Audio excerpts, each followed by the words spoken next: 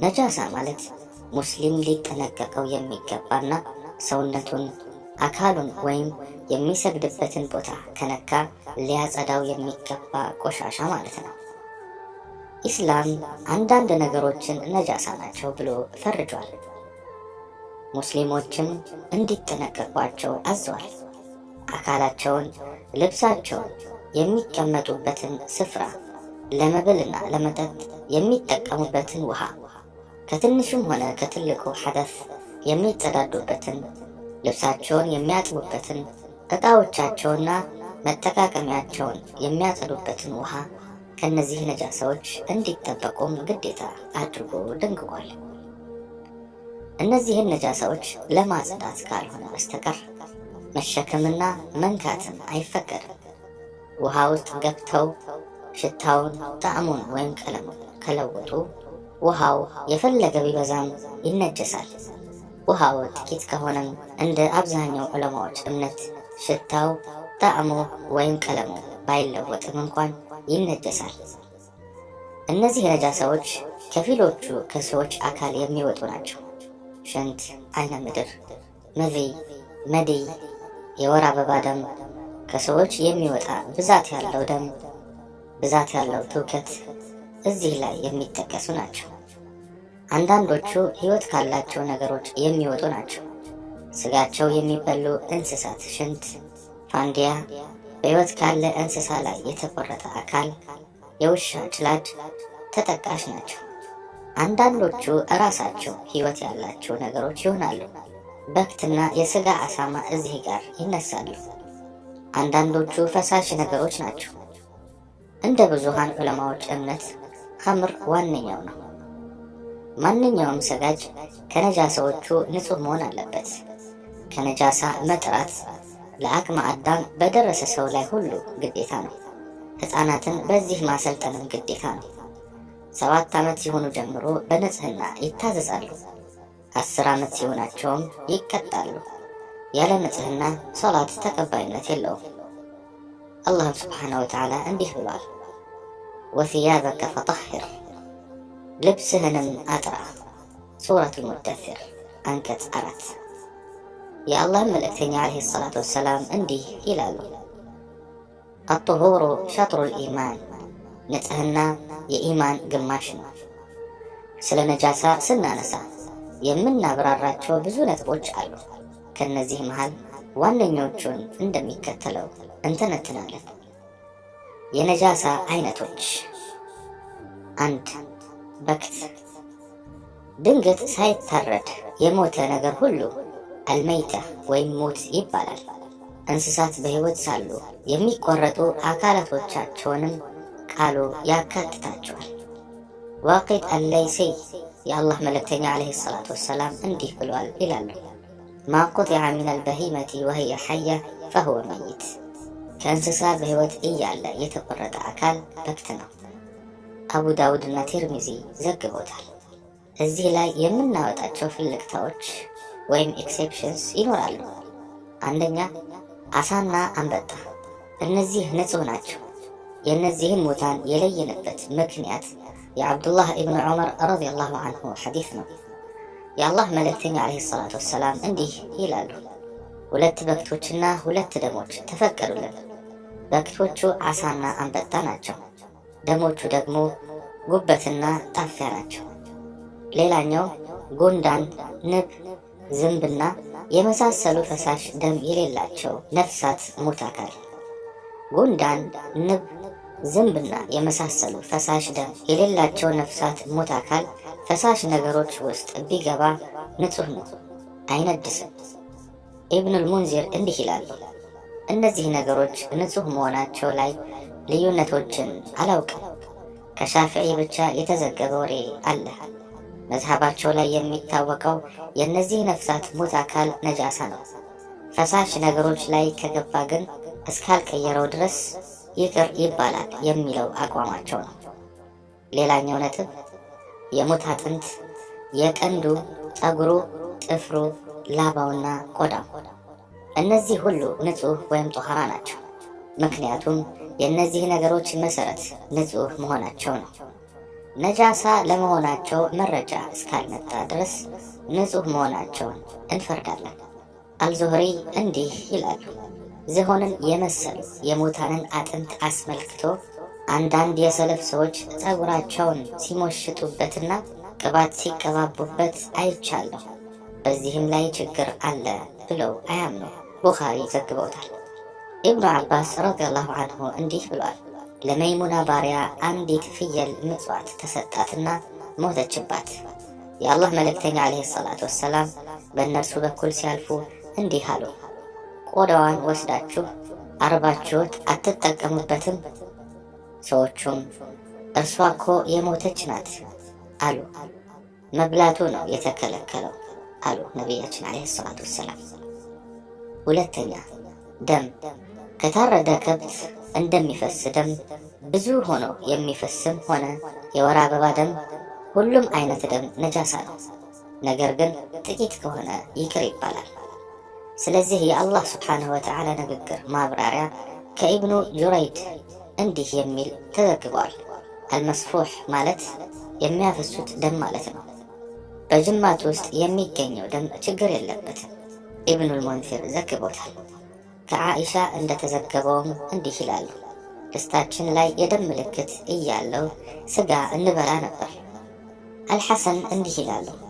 ሙስሊሞች ከነቁስላቸው መስገዳቸውን አላቆሙም። ቡኻሪ ዘግቦታል። ዑመር ረዲየላሁ አንሁ ደማቸው እየፈሰሰ እንደሰገዱ የሚያረጋግጥ ዘገባም ተገኝቷል። አልሐፊዝ ፈትሕ ላይ እንዲህ ብለዋል። አቡ ሁረይራ ረዲየላሁ አንሁ 2 ወይም 3 ጠብታ የሆነ ደም ሶላት ውስጥ ችግር የለውም ብለው ያምናሉ። ሶስተኛ፣ የአሳማ ስጋ። አላህ ስብሓነሁ ወተዓላ እንዲህ ይላል፣ ሙሐመድ ሆይ በላቸው ወደ እኔ በተወረደው ውስጥ በክት ወይም ፈሳሽ ደም ወይም የአሳማ ስጋ እርሱ እርኩስ ነውና፣ ወይም በዓመት ከአላህ ስም ሌላ በእርሱ ላይ የተወሳበት ካልሆነ በስተቀር በሚመገበው ተመጋቢ ላይ እርም የሆነ ነገር አላገኘም። ሱረቱል አንዓም አንቀጽ 145። አራተኛ፣ የሰዎች ትውከት፣ ሽንታቸውና አይነ ምድር። እነዚህ ነገሮች ነጃሳ ስለመሆናቸው የዑለማዎች ስምምነት አለ። ትንሽ ትውከት ይቅር ይባላል። ከእናቱ ወተት ውጭ ሌላ ምግብ የማይመገብ ሕፃን ወንድ ሽንትም እንደ ቀላል ነጃሳ ይቆጠራል። እርሱ ከነካን ውሃ እላዩ ላይ በመርጨት ብቻ መቃቃት ይቻላል። ይህን ያልነው በዓልይ ሐዲስ ላይ ተመርኩዘን ነው። ከዓልይ ረዲየላሁ አንሁ እንደተዘገበው የአላህ መልእክተኛ ዓለይሂ ሰላቱ ወሰላም እንዲህ አሉ። የወንድ ሕፃን ልጅ ሽንት በውሃ ይረጫሉ፣ የሕፃን ሴት ልጅ ሽንት ይታጠባል። ቀታዳ እንዲህ ይላሉ፣ ይህ ምግብ ያልተመገቡ እንደሆነ ነው። ምግብ መመገብ የጀመሩ ከሆነ ግን ሽንታቸው ይታጠባል። አሕመድ ዘግቦታል። አምስተኛ፣ አልወዲይ እንደ ነጭ ውሃ ነው፣ ሙቅ ነው፣ ከሽንት በኋላ ይወጣል። ነጃሳ ለመሆኑ በዑለማዎች መሃል ምንም አይነት ልዩነትም የለም። ዓኢሻ ረዲየላሁ አንሃ እንዲህ ይላሉ፣ ወዲይ ከሽንት በኋላ የሚወጣ ፈሳሽ ነው፣ ነጃሳ ነው። ስለዚህ ብልቱንና ፍሬዎቹን ያጥባቸዋል፣ ውዱእ ማድረግም አለበት። ነገር ግን ሙሉ የገላ ትጥበት ግዴታ አይደለም። ኢብኑል ሙንዚር ዘግበውታል። ስድስተኛ፣ አልመዚይ እንደ ነጭ ውሃ ነው፣ ለዛዛ ነው፣ እርስ በራሱ ይሳሳባል። ወሲብ በሚታሰብበት ወይም መቅደሙ በሚካሄድበት ጊዜ የሚወጣ ፈሳሽ ነው። በሚወጣበት ጊዜ ሰውየው ልብ ላይለው ይችላል። ይህ ፈሳሽ ከወንድም ከሴትም ይገኛል፣ ሴቶች ላይ ግን ይበዛል። ዑለማዎች ሁሉ ነጃሳ እንደሆነ ተስማምተዋል። ነገር ግን አካልን ከነካ ማጠብ ግዴታ ይሆናል። ልብስን ከነካ ደግሞ ውሃ እላዩ ላይ ማፍሰስ ይበቃል። ይህን ያልነው እንዲህ አይነቱ ነጃሳ መጠንቀቅ አስቸጋሪ በመሆኑ ነው። ምክንያቱም ብዙ ላጤ ወንዶች የሚቸገሩበት ልብሳቸው ላይ አብዝተው የሚከሰት ነው። ስለዚህ ከሕፃን ወንድ ልጅ ሽንት በላይ እንደ ቀላል ነጃሳ ሊታሰብ ይገባዋል። ዓልይ ረዲየላሁ አንሁ እንዲህ ይላሉ፣ እኔ መዚይ የሚበዛብኝ ሰው ነበርኩ። ልጃቸው እኔ ጋር ስለነበረች አንድን ሰው ነቢዩን ዓለይሂ ሰላቱ ወሰላም እንዲጠይቅ አዘዝኩት። እንዲህ አሉ፣ ተወضእ ወግሲል ዘከረክ፣ ውዱእ አድርግ፣ ብልትህንም እጠብ። ቡኻሪና ሌሎችም ዘግበውታል።